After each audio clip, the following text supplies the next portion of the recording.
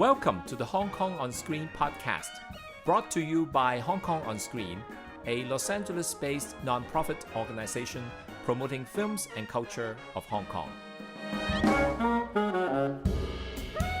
Welcome back to the Hong Kong On Screen podcast. This episode, we have Aubrey and me continuing to talk about the Hong Kong New Wave, specifically the second wave of the Hong Kong New Wave. So last episode, we covered the first wave of the Hong Kong New Wave. We covered Anne Hui and we covered her seminal film, Boat People, 投奔怒海. So this week, we're going to move on to some history introduction of the second phase of the Hong Kong New Wave, and specifically about Stanley Kwan and his film Rouge, 胭脂雙響炮. So Aubrey, my first question is, when exactly did the first wave end, and when did the second wave begin?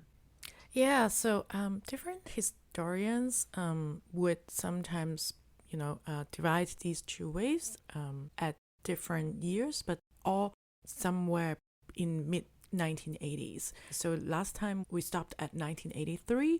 So today I'm going to start with 1984 all the way until the late 1990s. So the second wave is a longer time. It's a longer time span, and it includes many different developments of the Hong Kong first wave. So it covers like more years. So I'm wondering, why do you think historians separated the first wave and the second wave, and what were the major differences that led to this kind of demarcation of the two phases? It was simply because sometimes, historically it's very difficult to clear cut, a movement that has been going on. Sometimes you could, look at, the end of a period by the end of a shared theme, or a shared, aesthetic character or something. But, sometimes the theme might be different. The most major differential reference is different for different historians, but all of them see a major shift in the mid-1980s. So that's the point. So that's why I start from 1984 today, because I'd like to look at mainly three different subject matters that I'd like to introduce to you guys today. Cool. So what were these shifts and changes that occurred around the year 1984? So before I get into the different subject matters, maybe let me just explain to you why the historical background and why there's this shift. So as we know from our last episode, that some of the younger directors first worked as assistants of the older directors, such as Stanley Kwan was actually the assistant director of Anne Hui in Boat People, right? So a lot of them, so it's the same situation. We said, the TV industry was blooming, and then the younger directors were trained by the older directors. So the second wave younger directors were those that were born in the 1950s. So at the time, the economy was already slightly better. So this generation of directors, they receive, good education and, good upbringing. We had more favorable education or social infrastructure for this generation already. And then in the 70s, Hong Kong has already entered a type of financial capitalism. It started to become an international financial center. So, there's more exposure to, international influence, and, maybe it's easier to watch foreign films and things like that. And then they also, like I said, because of the economic change of Hong Kong, the later change, then this generation also has a type of entrepreneurial spirit. So they could envision themselves as, a trademark, a generation that bring Hong Kong cinema to another level, both domestically and internationally. So their achievements include that they mastered the first wave styles, which is very, expected, right? Because they, were trained by the first wave generation, and they also received greater international recognition. So they got more awards outside of Hong Kong. So the first subject matter that I'd like to introduce to you was about gender and sexuality. Right. So, in what ways do you think gender and sexuality played into the filmmakers and the films of the Hong Kong second wave? So I think along with maybe development of gender and sexuality or feminism internationally, the directors also started to pay a lot of attention on women at the time. So we saw a lot of movies about women. So some of them are, for instance, about upbringings or social pressure for women, and then some of them are about sexuality or an overlapping of all these topics. But the general idea is that, for instance, in 1984, we first saw I would say, martial arts or ancient Chinese stories, Tang,潮豪放女. So that's really different ancient Chinese stories. Yeah. So it's about repressed sexuality, and I think one of the ideas is that sexuality is repressed, especially in traditional Chinese culture and how we deal with women's sexuality and things like that. And along the same line of thoughts, we also saw in 1989 Rouge also has this type of idea of women's sexuality, early Hong Kong women's sexuality. I mean, and then Stanley Kwan himself is frequently branded a women's filmmaker, whatever that means. I think he has kind of rejected the label himself, but I think almost all of his films up until the mid-90s were about women as protagonists. Right. Yeah, good point. He's known as a very good, shall I say, an analyzer. He know, people praise him for being very knowledgeable about female psychology or things like that, right? Like in Rouge, or also 1992's films Center Stage, right? Another historical background, but I also think, looking back, it's kind of problematic that he was a man, and then he was still looking at women's personalities through a male gaze. But I think back then it was considered very groundbreaking, and for a male director to exclusively focus his career on women psychology. Yeah, I'm not sure if it's really problematic. I mean, there are established male authors that are particularly interested in female psychology and all that, right? So it's also a literary tradition, right? So, and I'm not sure if personal identity can really 100% represent what we do or what we specialize on, right? So that's what he was interested in. So before 92's Center Stage, we later also see another Clara Law's film from 1993, The Temptations of a Monk, right? So just from the title, you can imagine it's also, about repressed sexuality, but in this case, not just women, but men and women, right? And also, repressed social classes, right? Like the clergy and other repressed women, right, in their traditional gender roles and things like that, right? And also today we're going to call it gender fluidity or non-binary, right? Non-binary gender. In 1992, we see 東方不敗, right? So 東方不敗, right, the by Bridget Lin, like Lim Sing Ha. You're talking about right. Yeah. So wait, sorry, I have Cheng Siu Tong. Oh yeah, I think a lot of people consider Choi Hark to be the real auteur of a lot of the movies he produced. It's like a confusing situation where Cheng Siu Dong would direct a lot of those movies, and then there's rumors that Choi Hark, the producer behind the scenes, was actually doing most of the work. And I think most people credit Choi Hark as the real auteur of the series.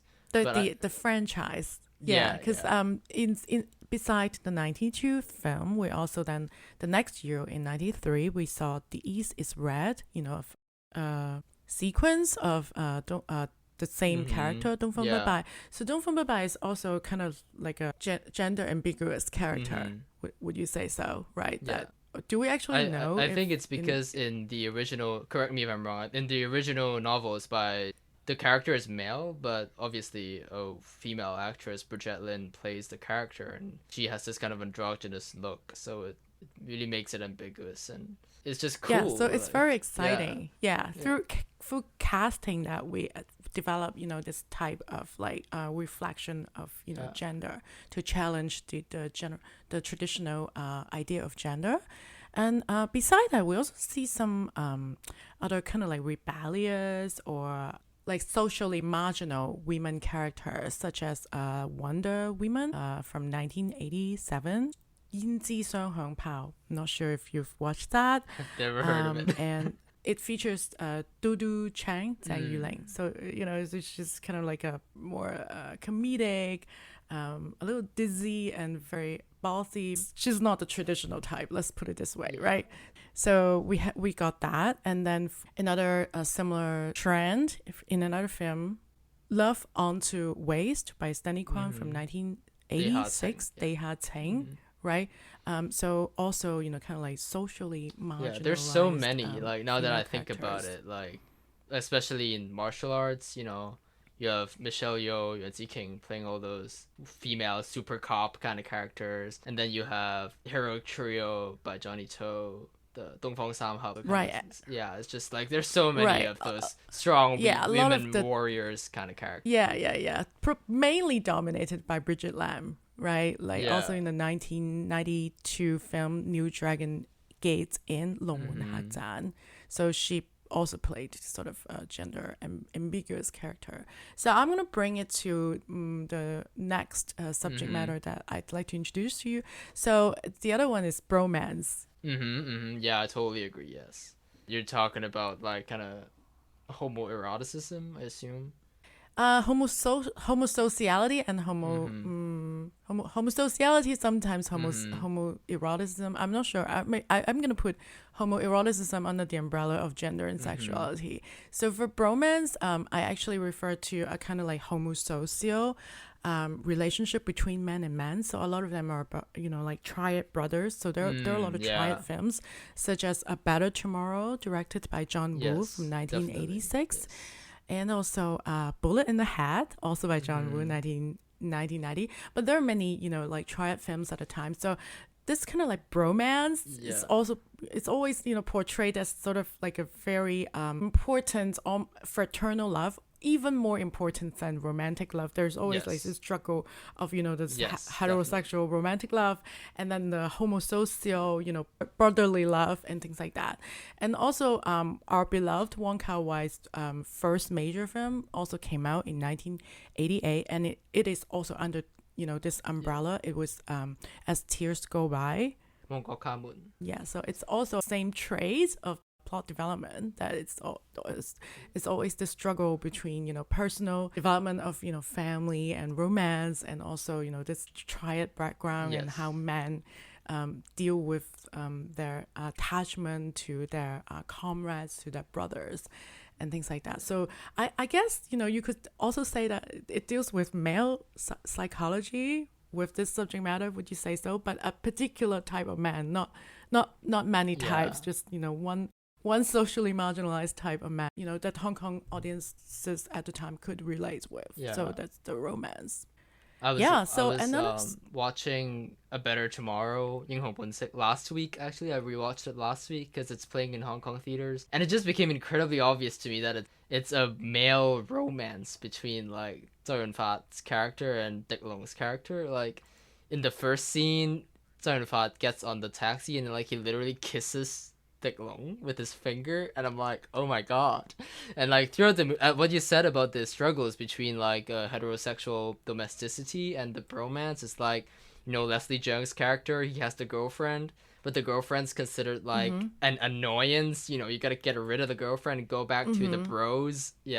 I never thought about that, but totally. And I think those bromance rules of like 江湖 gongwu, like they're more important than actual law. Like you're allowed to break the law for your brothers if it's like to protect the jianghu. There's so much of this kind of male fraternity that has this kind of like rules of their own that's like not really explicitly named, but I think the audience really gets it. I personally thought that, this type of films actually, why Hong Kong man particularly might be able to relate to is, not all of them are triads, but you could still they could still relate, right? Because the anxieties, about the conflicts, maybe between, your personal circle and your job, your family, in, more complicated family situations in Hong Kong. Maybe, that's why, that's what I thought. I think maybe it speaks to some kind of gender divide between men and women in Hong Kong. Like,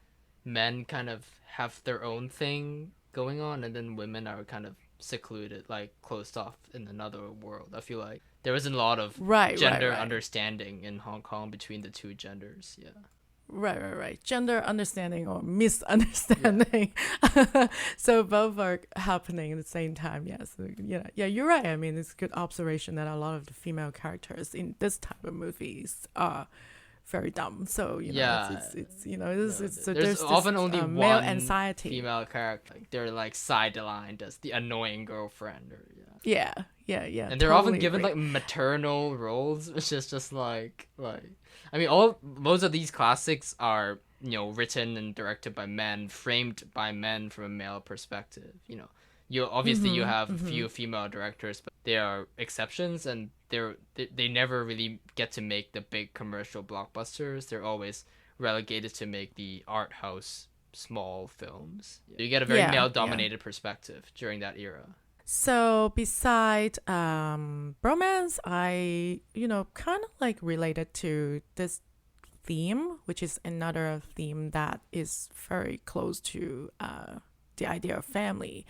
And this subject matter is immigration. So there was also a big group of films that deal with this kind of ideas. And like we said, in 1984, we had the Sino-British Declaration, right? So this discussion of returning to China started, since the late 1970s. So by the 1980s, then we already, saw a wave of immigrants in different foreign countries, Canada, America, some European countries, even I remember at the time even Australia, Singapore, all these countries were places that Hong Kong people were considering to migrate to. So this type of films include the 1988 film The Other Half and the Other Half by Clara Law, 我愛太空人. So it's about a male character, obviously, right? A male character who has to go back and forth between Hong Kong and their destination country for their family and, the life of being constantly a migrant. And also we have, of course, like Mabel Cheung's classic from 1987, An Autumn's Tale, 秋天的童話. So that's more about another economic class. It's not the, kind of established parent class, but Zhou Yunfa's character in An Autumn's Tale, it's an earlier immigrant character, and it's unclear. I'm not sure if his character is supposed to be from Hong Kong or maybe southern China. He definitely speaks fluent Cantonese, but his character's maybe the origin's more ambiguous. But Shirley Cheung's character is clear. So she's more like a middle class Hong Kong girl, and she's supposed to go there to go to film school, right? So it's kind of like a reflection of Mabel Cheung. Background herself. So we have that.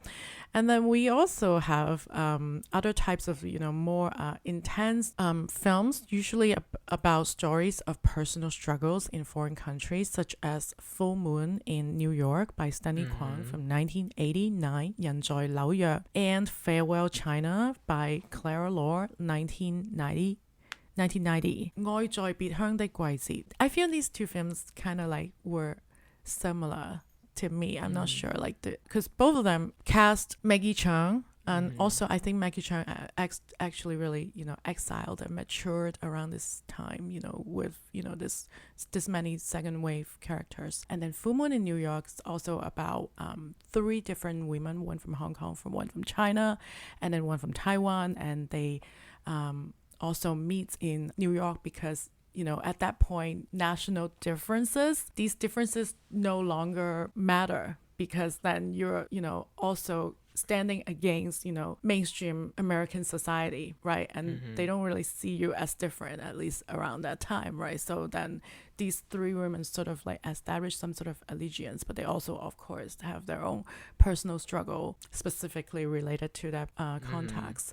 So we have that. So there's this idea of, moving around of Hong Kong people that we also saw at the time.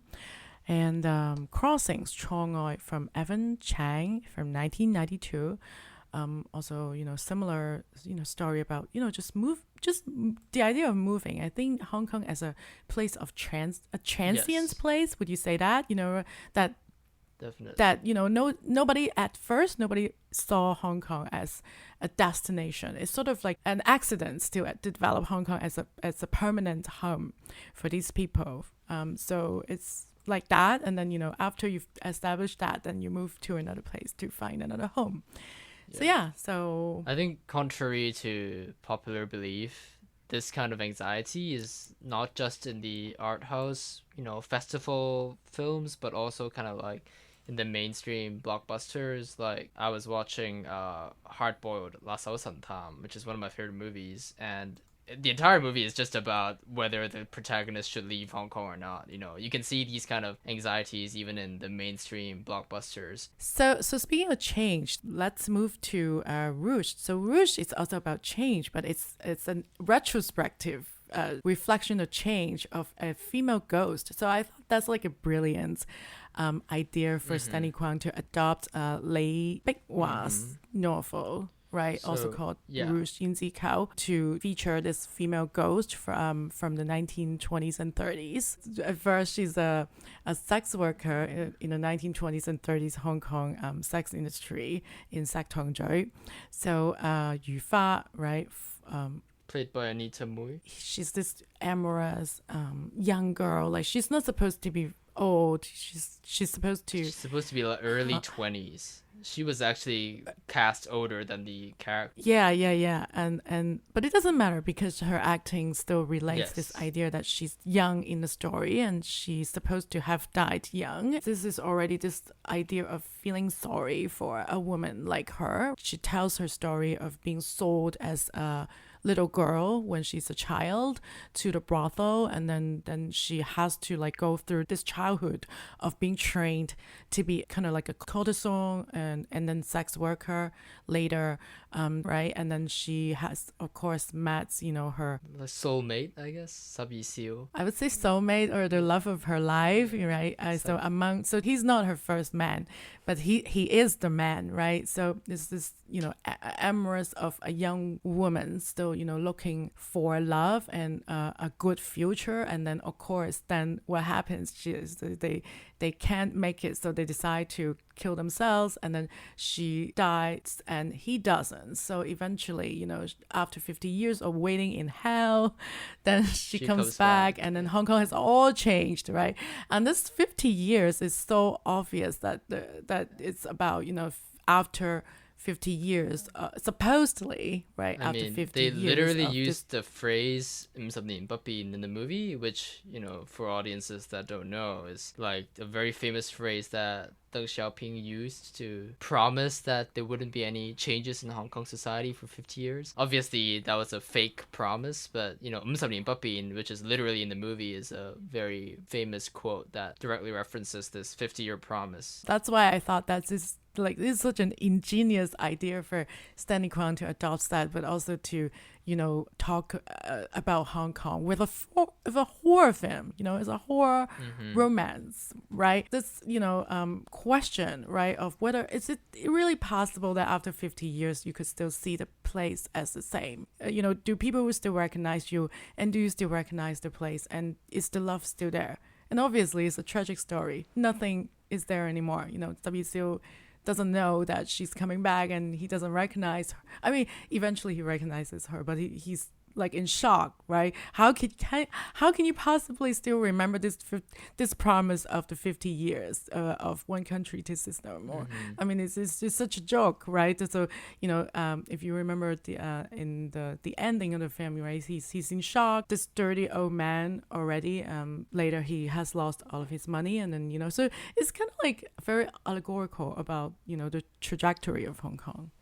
I think before we move on to another topic about Rouge, I do want to kind of introduce a little bit about Rouge and Stanley Kwan, the writer-director of the movie. And then his first movie was Some Women, which I believe was not a great success. And then after that, he made They Had Sing Love Unto Wastes, which was kind of his first major film, but still, isn't the kind of major international art house breakthrough. And then actually, Yin Zikao was not originally his project. Rouge was offered to another director, Tang. He had some disagreements with the novelist Lei Bicwa, so he was fired from the project, I think. Like, they were just like, they didn't really tell him, but they were like, okay, we're gonna go with Stanley Kwan now. And Lei Bicwa is a huge name back then and even now, because we know her not only from Rouge, but also from other very famous movies like Farrah My Concubine,霸王別姬, and what's another Lei Bicwa film? Gaozi, Dumplings. I don't know why that's the first one that comes to my mind, but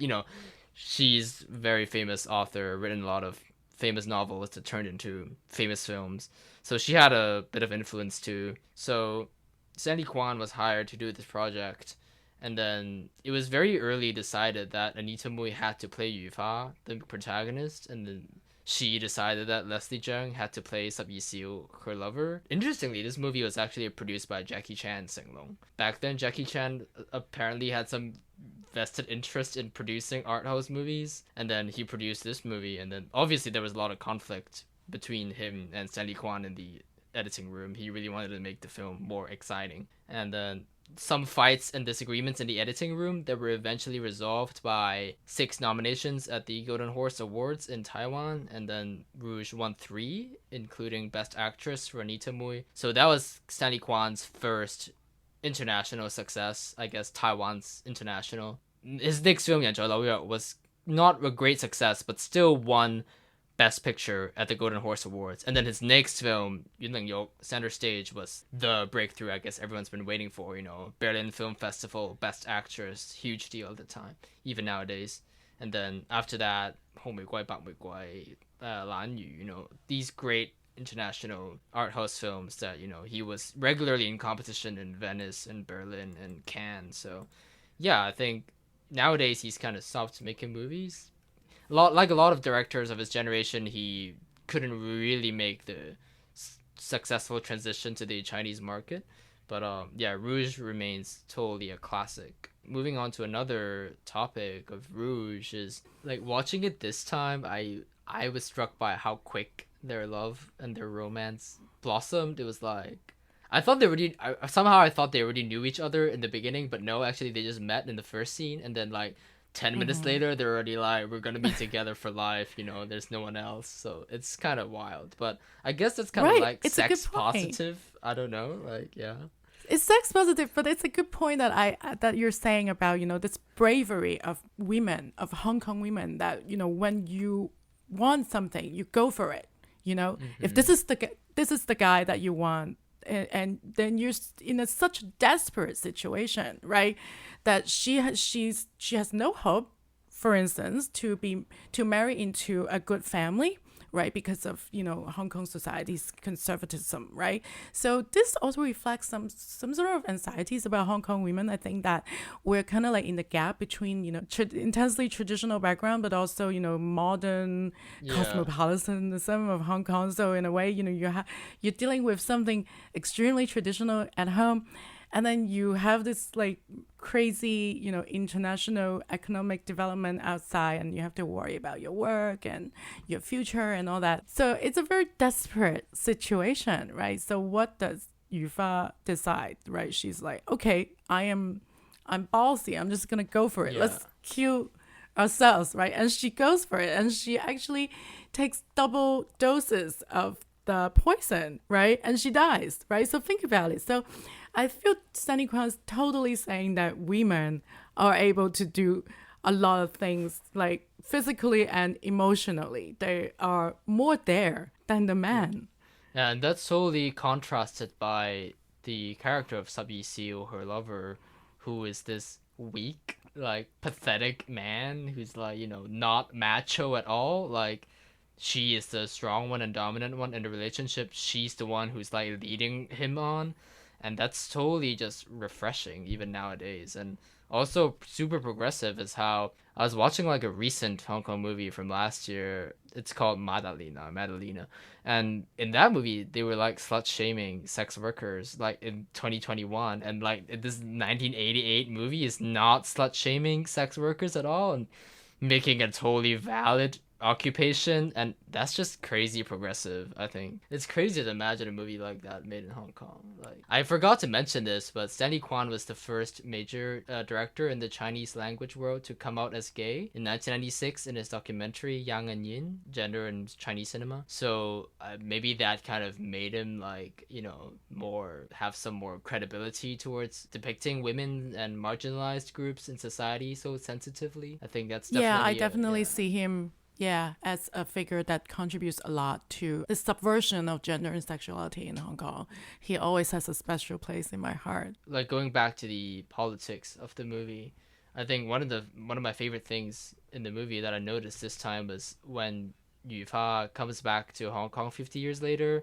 She has these flashbacks of like where the theater used to be and where the restaurant used to be, but they're like 1 second and then they fade away, and I just think that's so heartbreaking. And that's just like, that just really captures the erosion of Hong Kong, which is like taking place in real time now, but this movie was shot 40 years ago. So I'm wondering, like, what do you think are some kind of the stylistic things that you noticed from this movie? Like I said, this idea of coming back after 50 years is very much a reflection of the Sino-British Declaration, right? So, like you said, it's pretty obvious that, with the plot and with the different, editing and styles, and this, for instance, the acting, the confusion of Yu Fa, that, she can't find her home anymore. She's looking for the brothel. Brothel is long gone, right? It became a kindergarten, which is funny. Right. And then she laughs, right? So I thought that's like, it's funny. So I really love it. There's like some comedy in it. And then there's this very a profound political understanding of the situation, that things change, and don't expect that you would still recognize a place. Hong Kong changes so fast. Like, at the time in the 90s, people also like start saying, this hyper reality of Hong Kong, that it changes all the time, that you're not able to actually recognize the city because it, I don't know if you're too young to have heard about the story of Hong Kong buildings being built, that they're saying that so we used bamboo to build, right? It's a very Hong Kong thing to build buildings with bamboo, right? And they're saying that techniques and system are so sophisticated that you can actually build a whole building in like 3 months or shorter than that. And because of the booming real estate market in Hong Kong at the time, that they want the buildings as fast as possible so that they can make more money, right, to flip or to sell and to flip and all that. So this idea that, the look of Hong Kong changes every day because of, all this, political and economic, progress, shall we say, progress at the time. Yeah, I think a couple of more things that I want to mention before we end is also, we obviously can't go without mentioning the queerness of the movie. Like, Leslie Cheung, at one point his character wants to learn Cantonese opera, and then he has to put on like female makeup or like pink makeup, and then Anita in the opening of the movie, she is kind of cross-dressing as a man to perform this Cantonese opera piece. So definitely a lot of kind of like gender experimentation and stepping out of the comfort zone in this movie that I really appreciate. I think my last question for you before I forget is, would you agree that between directors like Stanley Kwan, Johnny To, John Woo, Wong Kar-wai, all these super famous directors in the second wave, that there isn't really kind of anything stylistically that links them together. Like, I think what I like about this era is that it's just so stylistically diverse, and like everyone's just kind of doing their own thing. You know, you have commercial blockbusters, you have art house cinema that's competing at the world stage, and it was just so diverse. So I'm wondering if there are any stylistic hallmarks that tie them together. Well, it's kind of like self-reflexive in Rouge, right? That you see like they have Wei Yinghong. I don't know Wei Yinghong's English name, but they have Wei Yinghong in the studio, right? And she's supposed to be an actress playing a ghost. So at the time, we have a lot of ghost stories as well, like ghost films. So it's self-reflexive, right? And it's interesting that you mentioned Jackie Chan's role in this, because Jackie Chan, I didn't know that he's interested in art house. I just thought that he actually I don't know if his almost interest screwed was up the real or project. not, but he gave Yes. money, so So he almost made the film a commercial film. He wanted wanted Yufa to be like more like ghost like, you know, more not this, you know, exciting, he doesn't want this romantic female ghost character. And then Stanley Kwan and Lei Biguo talk him out of it, and he's cutting the film as a commercial film in the post-production, and then later Stanley Kwan and Lei Biguo stopped him, from what I know, and then the film wasn't shown in Hong Kong that much before it was made back in Taiwan first, and then the Hong Kong people then in Hong Kong people realized that, wow, they actually missed the classic. So so he almost screwed up the whole project. I just, every time I think about it, I just thought, wow, it's just so lucky that we rescued this film from Jackie Chan. So it's all this idea of like between art and commercial, like how would you say that? Maybe art and capitalism, or art making and commodifying. There's always this conflict that the film definitely has it in his production and also in the film itself, I would say. Yeah. I guess one last thing I'm gonna put in is I really like how the movie contrasted the two couples. Like the 1930s couple between Anita and Leslie Cheung are like so ridiculously in love with each other, tearing each other's clothes apart, and then the 80s couple played by Man Zile and Zhu Boyi, who's also in The Better Tomorrow, like they're just like really distant, they're so occupied with work, and like they're like, will you die for me? No. Like I just think it's so funny that like the contemporary relationships is contrasted with this kind of nostalgic look on the romantic relationships in the past. That's also related to the conflict, right? That the early generation, or at least the characters, are the romantic ones, right? Just like maybe older Hong Kong is the romantic imagery, right? Exactly. And then current Hong Kong is this Capitalist, realistic, kind of like practical, fast, people and imagery as well. So, the city, the past Hong Kong and the current Hong Kong were also personalized with the characters. And then nowadays we are the 80s people, and the 80s people are the 30s people. Like we look back on them with a nostalgic lens. We think, oh, those were the good days. Now we are the ones who are postmodern and fragmented, and so I think it's just this nostalgia. It's just a cycle that keeps going on and on. So for the next few episodes, we have some pretty special stuff coming up. We have an episode with Kevin Ma, who is an expert on Hong Kong cinema online. We were going to be talking about the Hong Kong Film Awards with him. And then we also have another episode with a special guest about Song of the Exile, which we originally promised this episode was going to be about, but we're going to move that to next episode. And we're going to talk about Song of the Exile, Hak To Cao Han by Anne He. Well, thanks so much for joining this episode of Hong Kong on Screen podcast, and we look forward to seeing you in the next. Bye. Bye.